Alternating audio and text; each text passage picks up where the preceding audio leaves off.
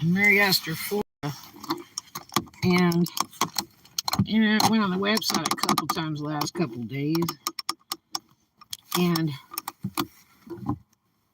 uh, I have some empty cases for DS, Nintendo DS, and I thought, well, I should go get the chips and put them in those cases because those cases in the books are worth money.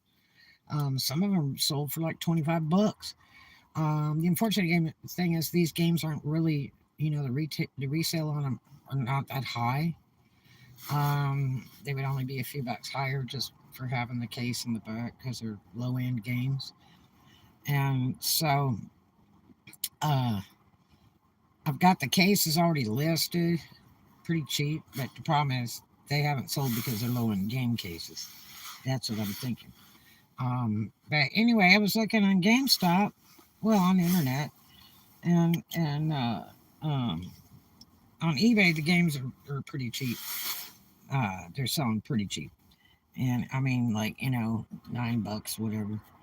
And so I pulls up GameStop, and there's one right here, and so I didn't even realize this was here next to the pawn shop, and so I decided to bop on over because they've got like 8 games for $4.99. They're those low end games, and I needed like 2 of them. And so I'm looking all over the store, and I can't find Nintendo DS. And then I found like I asked the girl, and she showed me, and they had like 2 on the shelf. They were both like $30 each. With a higher ranking thing, and I was like, and they take trade-ins, so they sell used and new. And I was like, that's all the Nintendo DS you have? Because on your website, you've got like probably 20 of them on your website, and that are used and new that, are on sale and stuff. And it's for this store because you look at each individual store, what their inventory is supposed to be.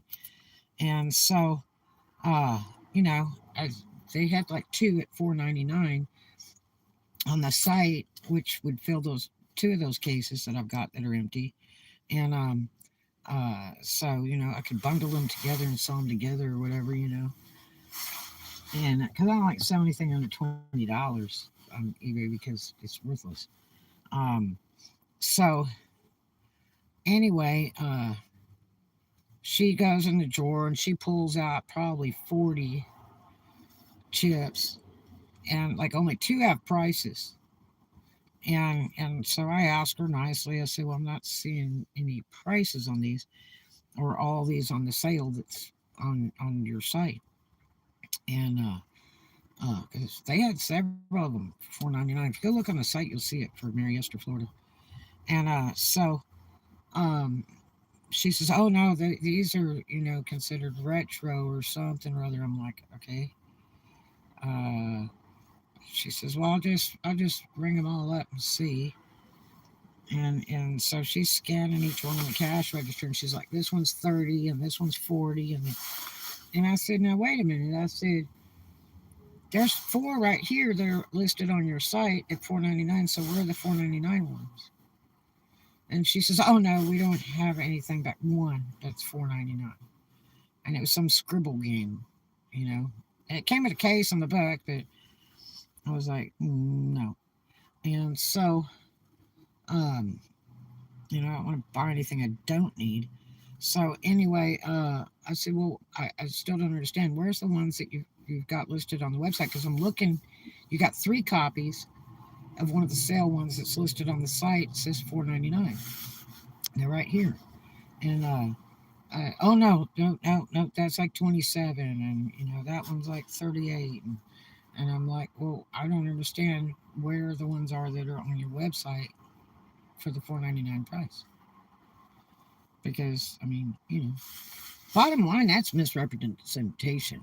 And you're trying to lure people into your store if you have false advertising. Because I've looked at that stuff for about 3 days online, and I did see one game that they had listed that I didn't even see in there, and she said they didn't even have it in stock, that they changed the price on in like a 4-day point. So somebody's maintaining the website.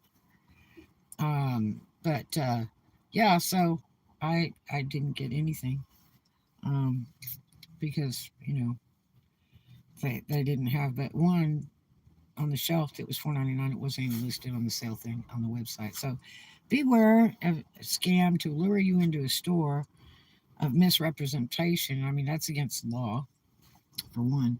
But wow, I can't believe they're so scammy. I used to buy from a used place in Huntsville, Alabama, back when I had an old damn Nintendo. What do you call it? The box that every time you had to blow on the tapes and to put it in, or put it in with a matchbook cover to make it sit still and all that. And I used to buy their used games all the time down there. Every time I would go to work in Huntsville, I'd go by there and buy one and take it home. And it was really pretty cool. And I mean, they had them all different prices, uh, depending on, I guess, which was the most wanted and stuff. One of my favorite ones was the Adams Family game. Man, that game was so incredible. And but the darn machine was such a number one fault. They were really problematic. They're selling for big money now. I don't know why anybody want them because it don't work. They're absolutely terrible. It was the old Nintendo Square Box thing. It was like beige. It was like off white and brown or something like that. And then the next one that came out had purple on it. But they were terrible machines, and they're selling for hundreds right now. But anyway, so yeah, that's a fail. Bad business to lure customers in for something that you have that you're not going to sell for the price you've listed it on the internet.